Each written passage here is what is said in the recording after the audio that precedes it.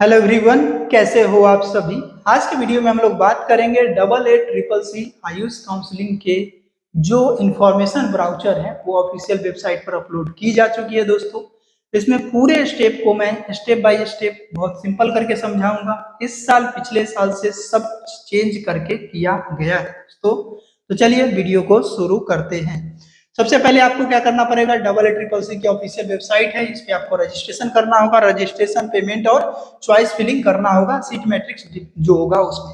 ये सब करने के बाद आपका सीट अलॉटमेंट आएगी। इसमें दो कंडीशन होगा, सीट अलॉटमेंट नहीं हुआ होगा तो आप यहाँ पर दो कंडीशन है, फ्री एग्जिट कर सकते हो अगर नॉट रिपोर्ट करते हो तो। दूसरा, ज्वाइन कर सकते हो अलॉटेड इंस्टीट्यूट में। अलॉटेड इंस्टीट्यूट में ज्वाइन करने के बाद वहां पर अगर सीट को कंटिन्यू नहीं करना चाहते हो तो फ्री एग्जिट कर सकते हो सेकेंड राउंड के रिजल्ट से पहले तक।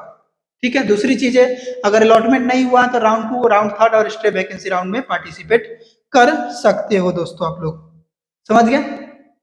सेकेंड राउंड, थर्ड राउंड में पार्टिसिपेट कर सकते हो। फ्रेश चॉइस फिलिंग आपको सेकेंड राउंड के लिए करना होगा। कब करना होगा दोस्तों? फ्रेश चॉइस फिलिंग आपको सेकेंड राउंड के लिए करना होगा। समझ गए। उसके बाद बात करते हैं, ठीक है, फर्स्ट राउंड हो गया। उसके बाद आप लोग बात करेंगे सेकेंड राउंड के लिए। सेकेंड राउंड के लिए क्या कंडीशन है इसको समझ लीजिए। सेकेंड राउंड के लिए क्या करना है, फ्रेश रजिस्ट्रेशन होगा, पेमेंट होगा, चॉइस फिलिंग होगा। राउंड 1 कैंडिडेट जिन्होंने रजिस्ट्रेशन कर लिया है उनको रजिस्ट्रेशन करने की जरूरत नहीं है। अगर सीट अलॉटमेंट हुआ तो दो कंडीशन है, नहीं हुआ, ठीक है। अगर नॉट अलॉटेड हुआ तो राउंड 3 और स्टे वैकेंसी राउंड में पार्टिसिपेट ले सकते हैं। अगर अपग्रेड नहीं हुआ तो राउंड 1 वाला जो अलॉटेड कंडीशन है, जो सीट है वो आपका रहेगा। इफ नॉट अपग्रेडेड, कंटिन्यू करना है राउंड 1 रिपीटेड सीट, और राउंड 3 में आप पार्टिसिपेट कर सकते हो नई चॉइस फिलिंग के साथ। अगर राउंड 1 में जो कॉलेज मिला है उसमें आपने एडमिशन ले लिया है, ठीक है, लेकिन सेकेंड राउंड में अपग्रेड नहीं हुआ है तो फ्रेश चॉइस फिलिंग आप कर सकते हो, फर्स्ट राउंड वाला सीट रहेगा। अगर अपग्रेड नहीं हुआ है और आप फर्स्ट राउंड वाला सीट नहीं रखना चाहते हैं ज्वाइंट सीट को, तो फ्री एग्जिट कर सकते हैं with 4 feature till 3 days prior to commencement of round 3। Round 3 शुरू होने से 3 दिन पहले तक वो सीट को छोड़ सकते हो। If billing are eligible to participate in round 3 और स्ट्रे वैकेंसी राउंड में आप पार्ट ले सकते हो, लेकिन साथ में आपको क्या करना होगा दोस्तों, सिक्योरिटी डिपॉजिट पे करना होगा। Candidate who exit round 1 admitted seat with 4th feature of counseling between the period of 3 days before the commencement of round 3 till the date of announcement of round 3 result, excluding final result, final result आने से पहले तक, ठीक है।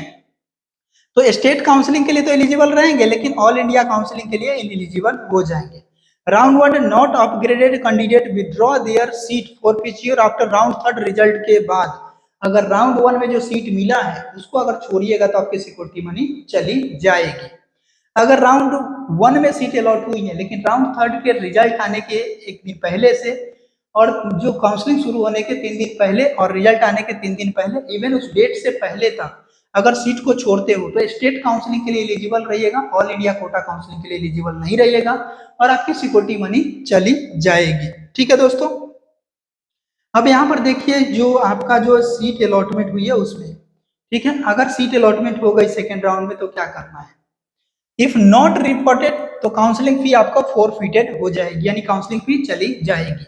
अगर withdraw करते हैं forfeited 3 days prior to commencement of round 3 और पार्टिसिपेट करना चाहते हैं राउंड 3 और स्टे वैकेंसी राउंड में, तो आपको फिर से सिक्योरिटी डिपॉजिट देनी पड़ेगी और फीस पे करना होगा।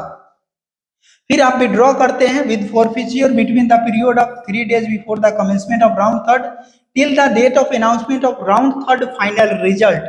फाइनल रिजल्ट के डेट को छोड़ करके तो आप स्टेट काउंसलिंग के लिए एलिजिबल हो जाइएगा लेकिन ऑल इंडिया कोटा काउंसलिंग के लिए इनएलिजिबल हो जाइएगा, सिक्योरिटी मनी भी चली जाएगी। Round 2 allotted candidate withdraw there seat with forfeiture after 3rd round result. अगर 3rd राउंड रिजल्ट के बाद अगर सीट छोड़ते हैं फर्स्ट राउंड या सेकेंड राउंड में अलॉटेड कैंडिडेट तो उनकी सिक्योरिटी मनी चले जाएगी और स्टेट और ऑल इंडिया कोटा काउंसलिंग से वो बाहर हो जाएंगे। तो ये बड़ी चेंजेस की गई है दोस्तों। उसके बाद देखते हैं राउंड 3 में। राउंड 3 में अगर सेकेंड राउंड वाले जो बच्चे हैं, ठीक है, बिलिंग फॉर अपग्रेडेशन करते हैं राउंड 3 के लिए, ठीक है, अगर नहीं होता है अपग्रेड तो कंटिन्यू करना है आपको सेकेंड राउंड के जो इंस्टीट्यूट है उसके साथ।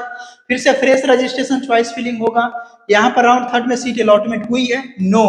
अगर नहीं हुआ है नॉट अलॉटेड तो पार्टिसिपेट कर सकते हैं आप स्ट्रे वैकेंसी राउंड में।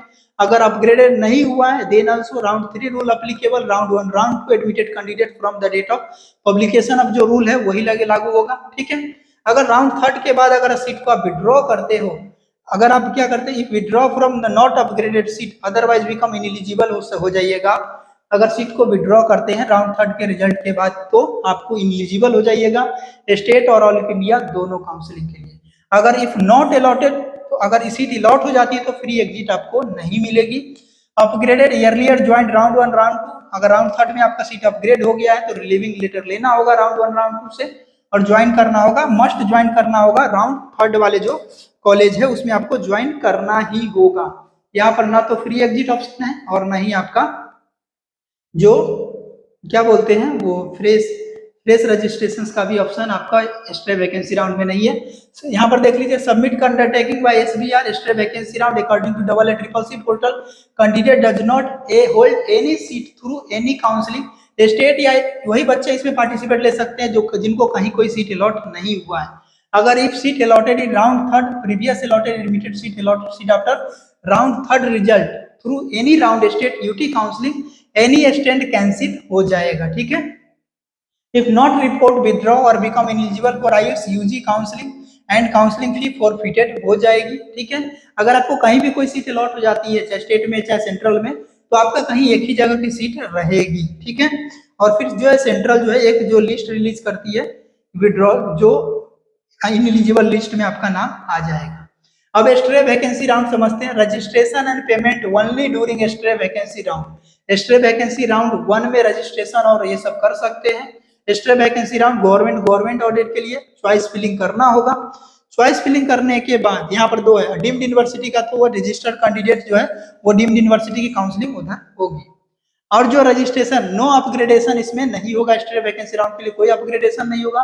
गवर्नमेंट कॉलेज के लिए चॉइस फिलिंग करना होगा। स्ट्रे वैकेंसी राउंड 1 में अलॉटेड सीट हुआ है नो या यस, तो यस अगर अलॉटेड हो गया तो ज्वाइन करना होगा, इसमें कोई फ्री एग्जिट नहीं है।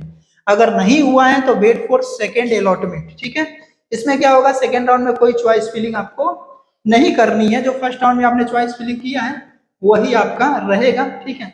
और सेकेंड राउंड अलॉटमेंट के लिए नो अपग्रेडेशन जो होगा स्ट्रे वैकेंसी राउंड 1 से 2 में। इफ सीट अलॉटेड हो गया stray vacancy round based on false undertaking given by candidate previous allotted admitted seat allotted after stray vacancy round 1 result through any round of state या UT counselling any stand cancel हो जाएगा। आपका जो seat allot हो गया है वो cancel हो जाएगा।